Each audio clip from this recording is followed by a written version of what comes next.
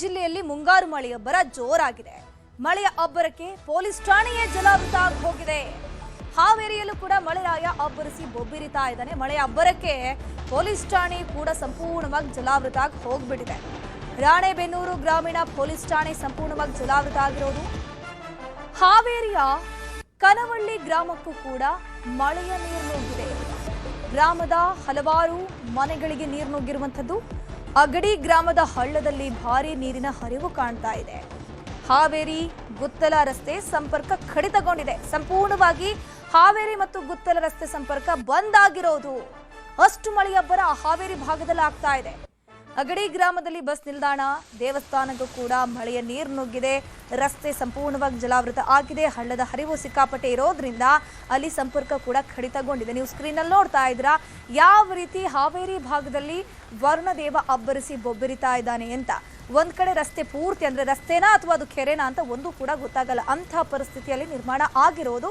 ಹಳ್ಳ ಕೊಳ್ಳ ತುಂಬಿದೆ. ಹಾಗಾಗಿ ಆ ಅಗಲಿ ಮತ್ತು ಹಾವೇರಿ ಭಾಗದ ಸಂಪರ್ಕಿಸುವಂತಹ ರಸ್ತೆ ಏನಿದೆ ಸಂಪೂರ್ಣವಾಗಿ ಬಂದ್ ಆಗಿದೆ. ಇನ್ನೊಂದ್ ಕಡೆ ಪೊಲೀಸ್ ಠಾಣೆಗೂ ಕೂಡ ಯಾವ ರೀತಿ ಮಳೆಯ ನೀರು ನುಗ್ಗಿದೆ, ಕೆಸರು ಯುಕ್ತ ಆಗಿರುವಂತಹ ಒಂದು ಮಳೆಯ ನೀರು ಅಲ್ಲಿ ನುಗ್ಗಿರುವಂಥದ್ದು ನೀವು ಸ್ಕ್ರೀನಲ್ಲಿ ನೋಡ್ತಾ ಇದ್ದಾರೆ. ಇನ್ನೊಂದು ಕಡೆ ಆ ಗ್ರಾಮದ ನಾನಾ ಮನೆಗಳಿಗೂ ಕೂಡ ಮಳೆಯ ನೀರು ನುಗ್ಗಿ ಮನೆಯಲ್ಲಿದ್ದಂತಹ ದವಸ ಧಾನ್ಯ ಎಲ್ಲವೂ ಕೂಡ ನೀರು ಪಾಲಾಗಿದೆ. ರಸ್ತೆಯಲ್ಲಿ ವಾಹನಗಳು ಕೂಡ ಅರ್ಧದಷ್ಟು ಮಳೆಯ ನೀರಿನಿಂದ ತುಂಬಿಕೊಂಡು ಬಿಟ್ಟಿದೆ. ಬಳ್ಳಾರಿಯಲ್ಲೂ ಕೂಡ ಮುಂಗಾರು ಮಳೆಯ ಅಬ್ಬರ ಜೋರಾಗಿದೆ. ವಿಮ್ಸ್ ಆಸ್ಪತ್ರೆಯೊಳಗೆ ಮಳೆಯ ನೀರು ನುಗ್ಗಿರೋದು. ಅಲ್ಲಿನ ರೋಗಿಗಳು ಪರದಾಟವನ್ನು ನಡೆಸಿದ್ದಾರೆ.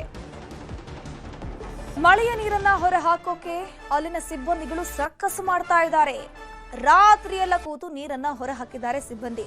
ಮಳೆಯ ನೀರು ಬಂದಾಗ ಹೊರ ಹೋಗಲು ಸೂಕ್ತ ವ್ಯವಸ್ಥೆ ಇಲ್ಲ.